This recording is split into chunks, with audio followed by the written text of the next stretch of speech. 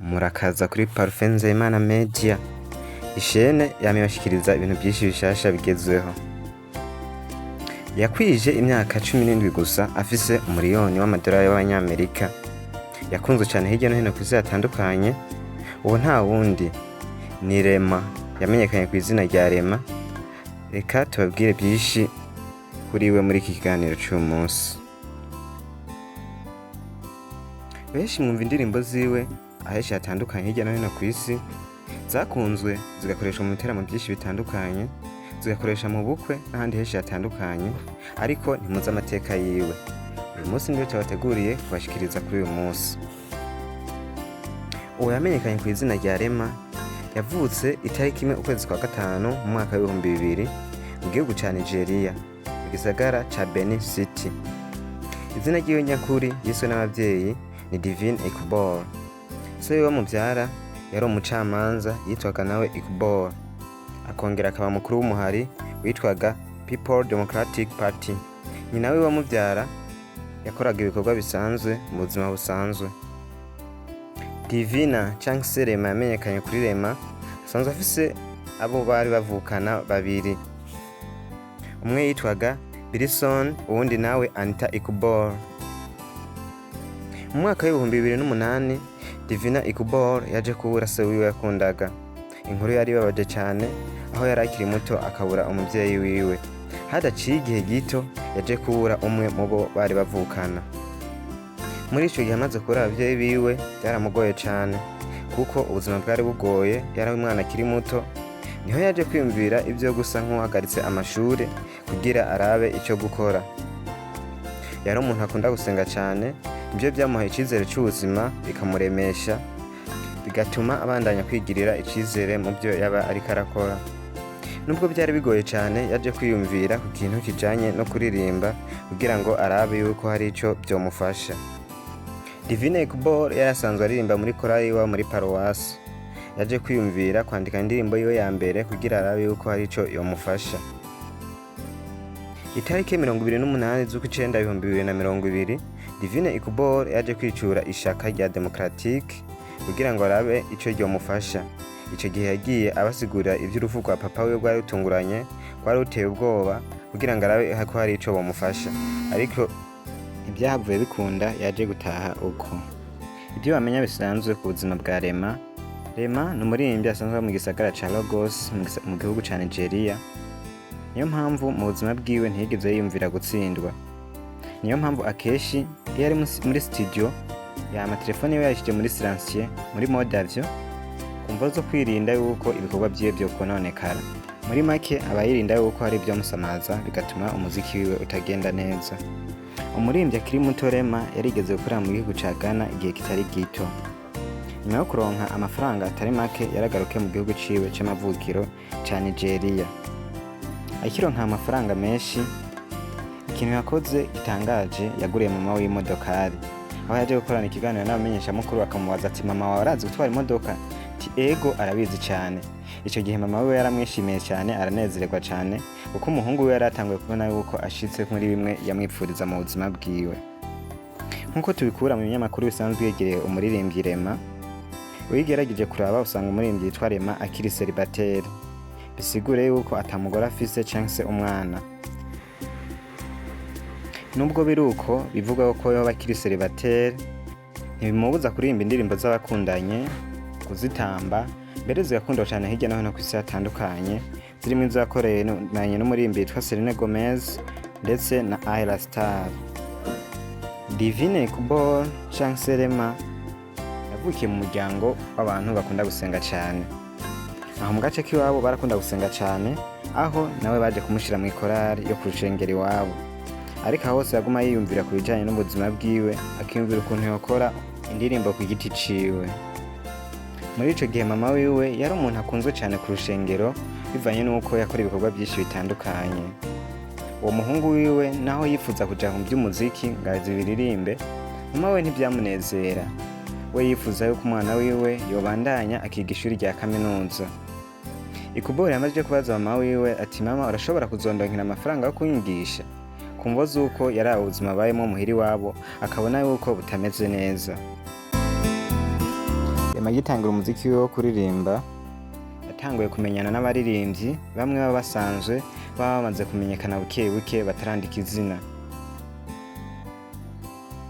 Mu nyuma yaje gukorana indirimbo n'umugenzi we yitwa Prince, iyo ndirimbo ayipostinga ku rubuga rwiwe rwa Instagram iza kumenywa n'abantu bake bake. Iyo ndirimbo yitwaga Gucci Gang. Haje kuboneka umugabo yitwaga Prince aza kubona impano y'uwo mwana ko kumuhamagara amuzana mu gisagara cy'iwabo. Nyuma yo kumuzana yaje kubona impano yiwe hama asinya amasezerano yo gukorana na label yitwaga Josing Moral. Mu ntango umuririmbyi Rema acinjira mu iyo label yakoraga indirimbo y'umuziki wa trap, ariko wamuzanye yaje kumuhanura gukora umuziki wo mu bwoko bwa Afrobeat. Ikubor cyangwa se Rema amaze kugira muri ico gisagara akagira muri iyo label, baje kubona ko ari umuntu afise impano ikomeye cyane, aho yaje gukundwa n'abari muri ibyo bice byinshi bitandukanye. Yakurikirana n'umugabo yitwaga Prince. Kwigenekerezo rya 22 kwezi kwa gatatu 2019 umuririmbyi Rema yatanguye ibikorwa byiwe nk'uwabigize umwuga. Igikorwa bwe cya mbere yasohoye EP ya mbere aho yari igizwe n'indirimbo 4. Iyo album yo yaje gukundwa cyane, aho no mu nama y'uwahoze ari perezida wa Amerika Barack Obama iyo ndirimbo yaje kuboneka mu amwe mu majambo yayivuzeho. Uwahoze ari perezida wa Amerika akurikirana n'abarenga miliyoni zirenga 20 byaje kugaragara yuko yumvirije zimwe mu ndirimbo zo muririmbyi Rema. Ico ni ikintu kiba gikomeye cyane kuko gikorerwa abantu bakeya kuri isi bibayeho. Ku itariki 19 ukwezi kwa gatandatu 2019 umuririmbyi Rema yasohoye album yiwe ya kabiri muri ya label. N'ubundi iyo album yari igizwe n'izindi ndirimbo 4 harimwo American Love, Speedman n'izindi. Gushika ku ndoto yiwe byari ko biregereza kuko yari atanguye kuzaramenyekana abona yuko bimuha n'amafaranga. Ku itariki 4 z'ukwezi kw'icenda muri uwo mwaka nyene yaje gusohora indi album igira gatatu, nayo nyene yari igizwe n'indirimbo 4 aho yaje kwiyita Bad Commander. Iyo album nayo yaje gukundwa cyane n'abatari bake ku isi hatandukanye, atangura kubona yuko indoto ziwe ziriko ziraja ku mugaragaro. Biratangaje cyane aho mu mwaka umwe uwo muririmbyi yitwa Rema yaje gukundwa cyane akamenyekana ku isi henshi hatandukanye, ku mugabane wa Amerika, Afrika, Amerika na Asia n'iyindi, aho mu bandi baririmbyi usanga bakora imyaka 5 kugera kuri 10 cyangwa sinarenga kugira bashike kuri iyo ntego. Mu kiganiro baje kumukoresha imbere yuko babonye ashitse kuri success ziwe, baramubajije ati wimva gute kuba ushitse kuri ibintu mu mwanya mutoya nk'uwo. Nawe nta kindi yabishuye ati yego ndabizi ko nkiri muto, ariko ni Imana mushobora byose yabikoze kuko si ubushobozi bwanjye nabyishoboje. Byabonekaga ko ari yishimye cyane kuba yarashitse kuri iyo ntsinzi, akaba yari yatanguye kuronka byinshi bimubeshaho kubera yitabira ikorana byinshi bitandukanye, bitaramo bimuha amafaranga menshi, agakundwa na benshi hirya no hino ku isi hatandukanye. Si ibyo gusa, umuririmbyi yitwa Rema yaje gusohora indirimbo irakundwa cyane hirya no hino ku isi hatandukanye, indirimbo yitwaga Calm Down. Iyo ndirimbo yakunze ku mugabane hirya no hino ku isi hatandukanye, aho yasubirwagamo n'abazungu, abirabure n'abandi benshi batandukanye. Iyo ndirimbo yakoreshwaga mu biteramo, mu bukwe n'ahandi henshi hatandukanye, ku buryo iyo ndirimbo n'umwana kiri muto aho uciye wumva ariko arayiririmba. Kubwo gukundwa cyane n'abatari bake ku isi hirya no hino ku isi hatandukanye, byaje gutuma amenywa n'ibinyamakuru bikomeye, aho haje kugera igihe ikinyamakuru ca FIFA kigahitamwo gukoresha indirimbo ziwe muri bimwe mu bikorwa byayo itanzwe ritunganya. Ku itariki 9 mu mwaka wa 2021 ukwezi kw'indwi yaje gusinya amasezerano na brand yitwa Pepsi Nigeria. Basinyira amasezerano kugira ashobore kumenyekanisha ico kinyamakuru kumvo zuko yari yamaze kugira aho ageze amenywa na benshi batandukanye, aho postinze ibikorwa byabo bibonwa n'abantu benshi ku isi hatandukanye, bigatuma ico kinyamakuru kimenyekana. Mu kwezi kwa gatanu 2021 umuririmbyi Rema yaje gutora umuziki wiwe bwite azoza arakoresha mu ngoma ziwe, aho yawise Afro Rave, umuziki uvanga Afrobeat na influence Arabi et Indien.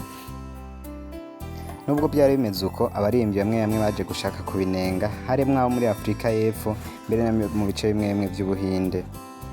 Amaze gusohora EP ziwe 3, nyuma yaho yaje gusohora album yiwe ya mbere. yayise Love and Roses. Itariki 23 z'ukwa gatatu mu mwaka wa 2020 niho yayishije ku mugaragaro. Haciye iminsi mike yatangiye gukorana n'abaririmbyi bakomeye cyane. Yakoranye n'abaririmbyi benshi batandukanye harimo Chris Brown n'abandi benshi batandukanye.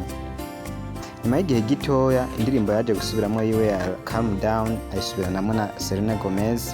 Yaje gukundwa cyane hatandukanye aho byatumye atumirwa mu radio menshi akomeye yo muri Amerika. Bakamubaza ibibazo byinshi bitandukanye kuri iyo ndirimbo yiwe. Haciye igihe gito yaje gukwiza muri ya radio bamaze kumviriza iyo ndirimbo yiwe yari yumvirijwe n'abantu benshi bari ku isi hatandukanye.